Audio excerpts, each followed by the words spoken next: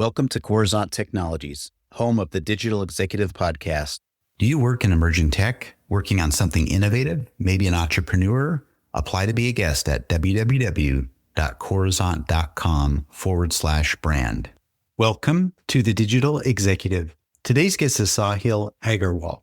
Sahil Aggarwal saw the gap between what AI could do and what his own company was built for. Rattle had over 200 customers and a working product, but no matter how much the team pushed, making it feel AI native still felt like driving a Ferrari at 20 miles an hour.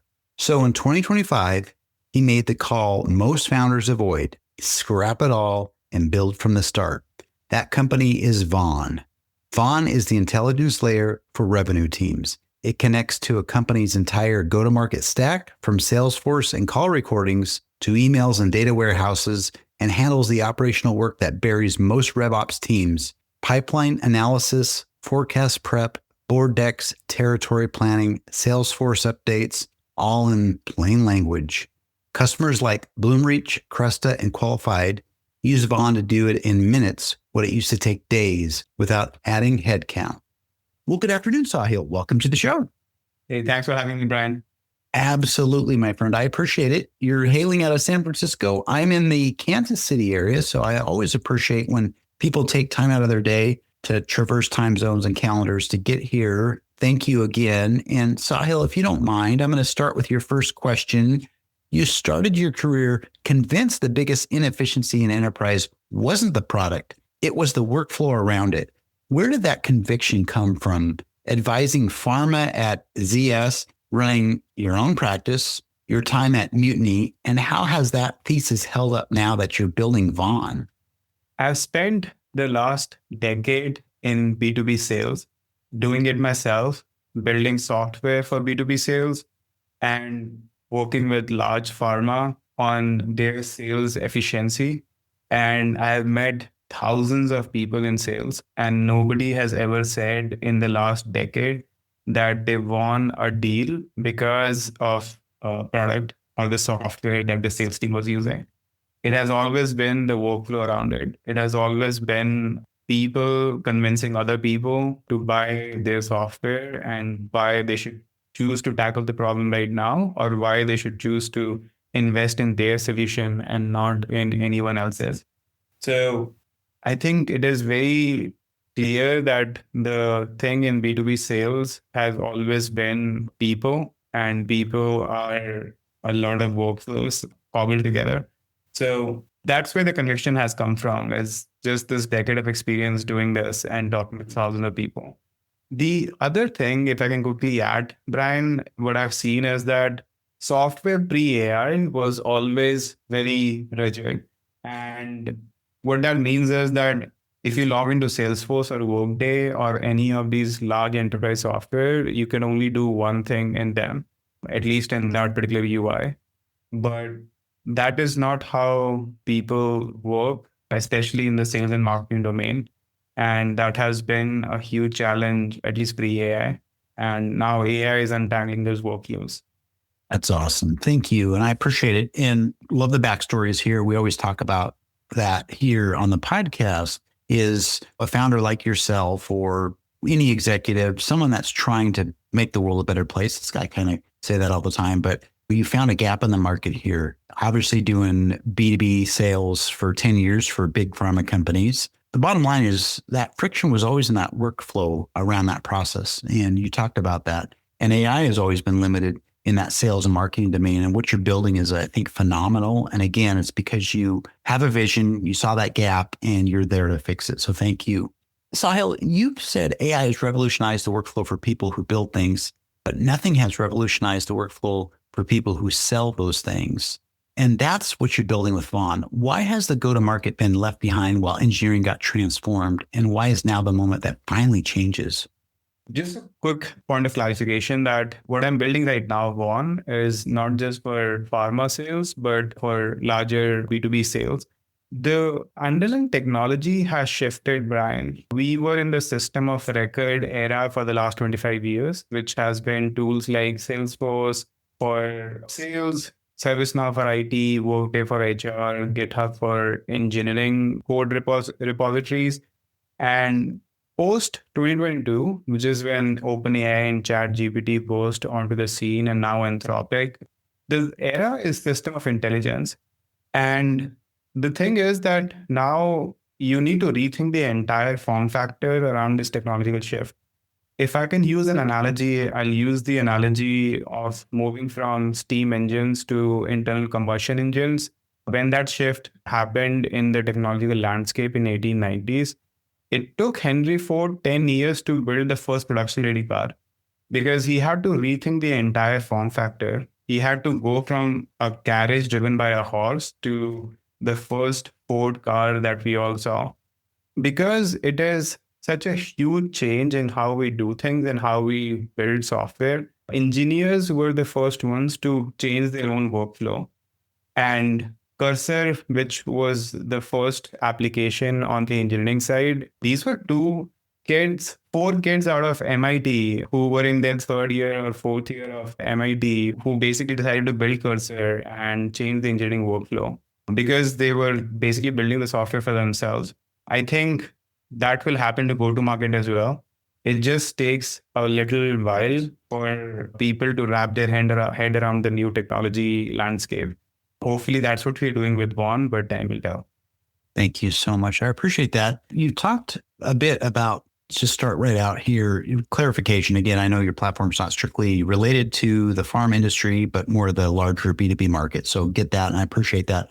But you did talk about the analogy with Henry Ford, right? That moving to steam to internal combustion engines. It took Henry Ford a lot of work and time to really recreate that whole manufacturing process. And I appreciate you sharing that. And an example you provided was the creators of the Cursor team and what that took to get there. So again, really appreciate what you're doing and sharing your insights here with our audience. Sahil, your message to revenue leaders is blunt. Stop headcounting your way to quota. You've pointed out that sellers spend less than 30% of their time actually selling, and quota per rep hasn't budged in a decade despite years of productivity investment. How does Vaughn change that math? And what should a RevOps or sales org look like when the answer to growth stops being hire more people? We've all heard of the statistic that 70% of a seller's time goes in admin work and preparing for a meeting and doing follow-ups after the meeting. We actually ran a new study based on more than 1,000 sellers, and we looked at their calendars directly to see how much time they were spending in customer-facing activities. And Brian, it was less than 15%. So that statistic has actually degraded in the last 5 to 7 years and not improved.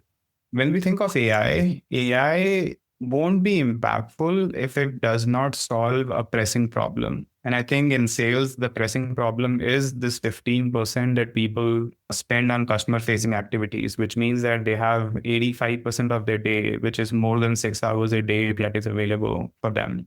That to me feels almost criminal, because you have so much bandwidth available for people, and yet you are hiring for more headcount rather than trying to utilize the existing team that you have and giving them more pipeline. So what changes is with AI's biggest impact is productivity improvement. An engineer is 5x more productive than what they were before. It's very clear. It can be measured in terms of not just the lines of code that they're writing, but also in terms of the number of projects and deliverables they're able to ship. In the same way, a seller can now take on far more pipeline because AI can help them prep for that meeting, create follow-up material, create codes, update their CRM, and also strategic thinking, which is what else should I do in this particular sales deal to go win this. So I think that's why it's like a great solution meets an amazing problem. And that's where the biggest impact of AI will show, which is finally we can start increasing quotas per seller dramatically that have not moved in the last 20 years. That's awesome. Thank you. And you talked about that 70% that sellers, their time goes to admin work, but you took it a step further. You said diving deeper into the seller's calendars, you found it's really only 50% of the time dedicated to sales. And that's like a light bulb right there. There are so many inefficiencies in this process. So why not figure out what the inefficiency problem is versus hiring more people? I thought that was really important. And of course, AI can do a lot of these other tasks so that the sellers can keep their calendars full. So I appreciate that. And Sahil, the last question of the day, if you could briefly share, as AI compresses management layers and RevOps becomes an infrastructure layer where leaders run the business and chat, where do you see revenue teams and the entire go-to-market tech stack 5 years from now? And what has to be true for that future to fully arrive? I will tackle the second question first, which is what has to be true for that future to fully arrive. And I would say the models are more than capable enough today that the future is already here.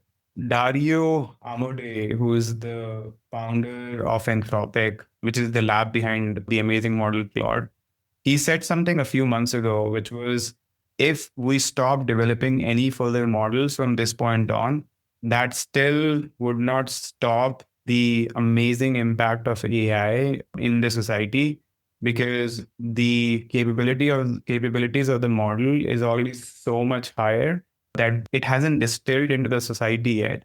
And even the current stable models or robust models, we are barely scratching 1% of its capabilities. So I don't think anything has to be true from a technological standpoint for the future to fully arrive. The future is already here. It's just not evenly distributed. I think what changes in the revenue team and the entire go-to-market tech stack is there is a layer that is building on top of systems of record like Salesforce, which is a system of intelligence. The previous layer of system of records will tell you what you need to work on, but this new system of intelligence layer will actually do the work for you. What that means is, if today a revenue organization is, let's say, a couple hundred people and generates $500 million in revenue, that same team should be able to generate 3 to 5x of their previous number, keeping the same headcount. So I don't think the roles are eliminated because people are just so much more productive and they can do more. But I do think that a company's ambition of how much a dollar goes into the go-to-market organization and what comes out the other side has to dramatically change. And that has to be a 3 to 5x multiple of where they are right now in terms of their go-to-market investment.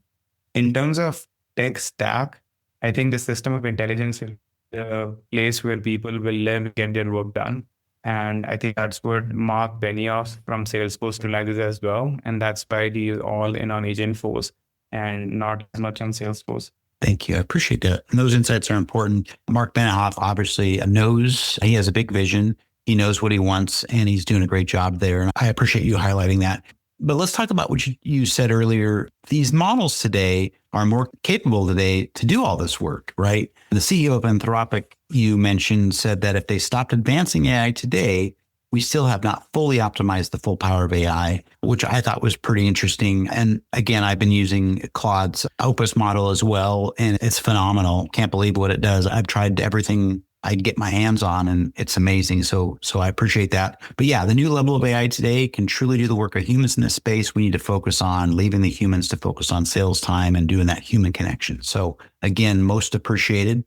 Sahil, it was such a pleasure having you on today, and I look forward to speaking with you real soon.